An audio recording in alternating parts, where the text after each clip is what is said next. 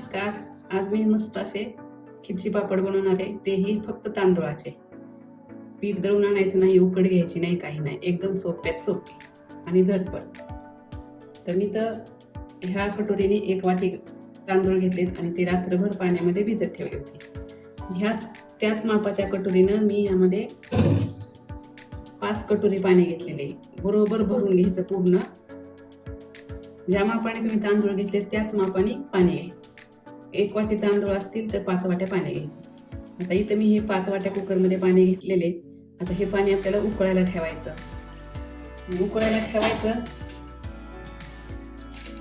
पाणी ज्यावेळेस उकळायला ठेवायचं त्यावेळेस आपल्याला फक्त याच्यावरती असं झाकण ठेवायचं, म्हणजे पटकन उकळी येते. झाकण लावायचं नाही, फक्त वरती मांडून द्यायचं. आता पाण्याला उकळी आली की त्यामध्ये मी तर हे 2 चमचे बारीक मीठ घेतले, 1 चमचा पापड खार घेतलाय आणि पाव चमचा खायचा सोडा घेतलाय, ते त्यामध्ये टाकायचं आणि 1 चमचा जिरे घेतले. आता पाण्याला चांगली उकळी आली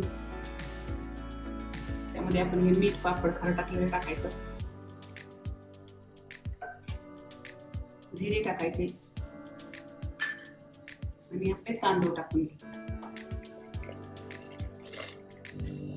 मिक्स करायचं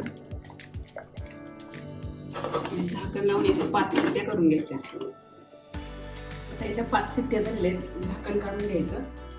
यामध्ये मी थोड्या ह्या 4-5 मिरच्या वाटलेल्या आहेत हिरव्या. तुमच्या आवडीनुसार तिखट तुम्ही वापरू शकता आणि थोडी कोथिंबीर.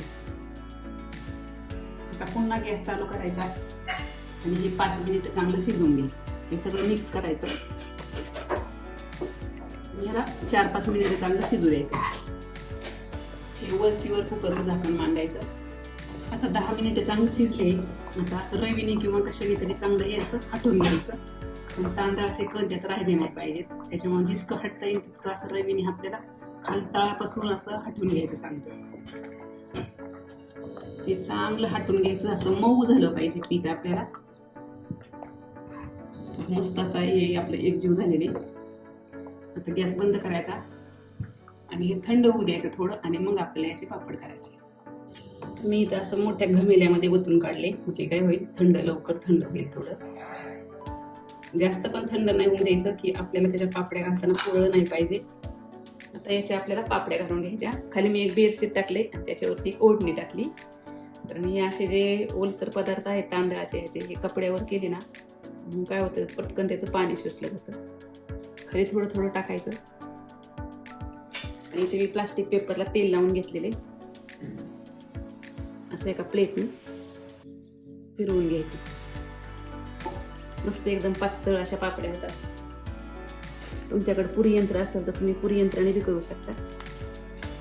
हे पहा, एकदम छान पातळ अशा पापड्या झाल्यात. आता हे आपल्याला सगळ्या पापड्या अशा करून घ्यायच्या.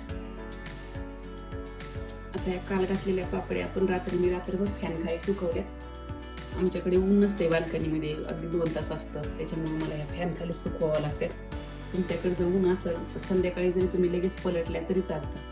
आता या रात्रभर वाळल्यामुळं ह्या पूर्ण कपड्याला जास्त वाळल्यात. आता याला थोडंसं पालतं टाकायचं आणि याच्यावरती पाणी टाकायचं. हे असं पालतं टाकायचं आणि याच्यावर थोडं थोडं पाणी टाकायचं आणि एक 10 मिनिटं राहू द्यायचं. हे सगळं भिजतं आणि मग पापड्या व्यवस्थित निघतात. आता हे कापड चांगलं भिजले त्याच्यामुळे पापड्या बरोबर व्यवस्थित पापड्या निघतात. अशा काढून घ्यायच्या.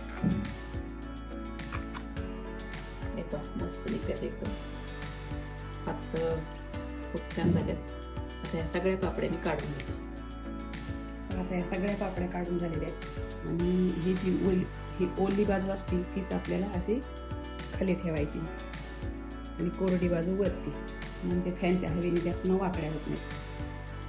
आता या 2 तास मी इथं फॅन खाली सुकवणार आहे आणि नंतर बाहेर ऊन आल्यानंतर थोड्या 2-3 तास उन्हात सुकवणार आहे. आता ह्या 2 दिवसाच्या उन्हामध्ये पापड्या छान वाळलेल्या आहेत. पाकिट एकदम पातळ अशा झालेल्या आहेत कागदासारख्या. आणि अर्धा किलो तांदळामध्ये ह्या इतक्या घमेल्यावर पापड्या केल्या. तळल्याना एकदम दुप्पट फुलतात आणि एकदम खुसखुशीत होतात. चावायची सुद्धा गरज नाही, जिभेवर टाकलं की विरघळतात. आता मी एक ह्यातली तळून दाखवते. इथे मी तेल तापायला ठेवलेले.